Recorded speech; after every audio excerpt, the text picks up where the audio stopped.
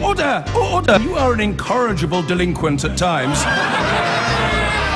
Behave yourself, man!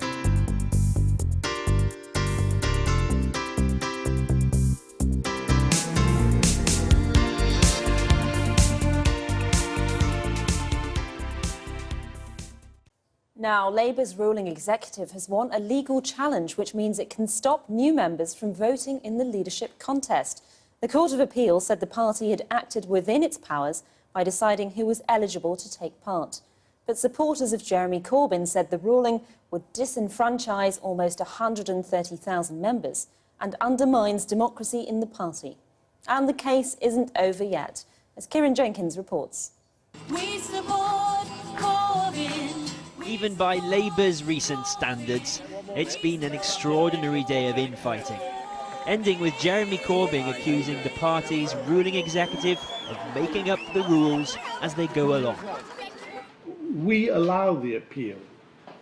On the correct interpretation of the party rules, the National Executive Committee has the power to set the criteria for members to be eligible to vote in the leadership election in the way that it did.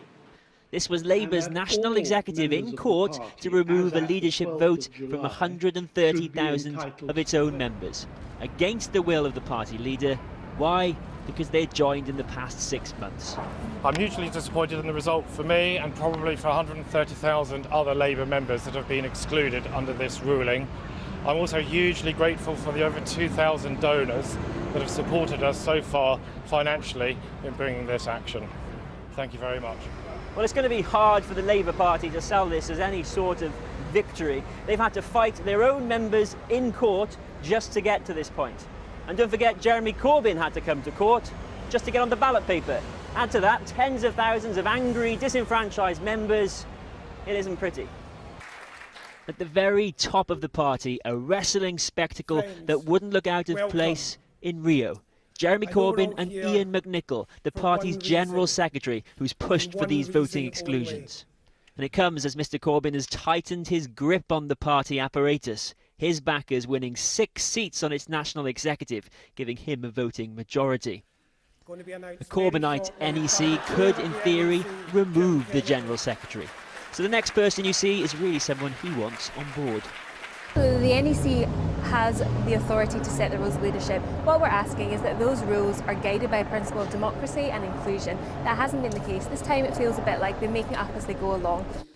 Owen Smith said the outcome changed nothing. Many of those excluded get a vote as registered supporters anyway. And this man, very much against the grain, believes many of them are for Smith. The tactic that won for Jeremy Corbyn last time, of signing up lots of new members, could be used by his opponents. And that's what's happened. And the fact that 120,000 people have responded to the call about saving Labour, I think is hugely significant. Here's another significant number, 234, the number of constituency Labour parties now backing Corbyn.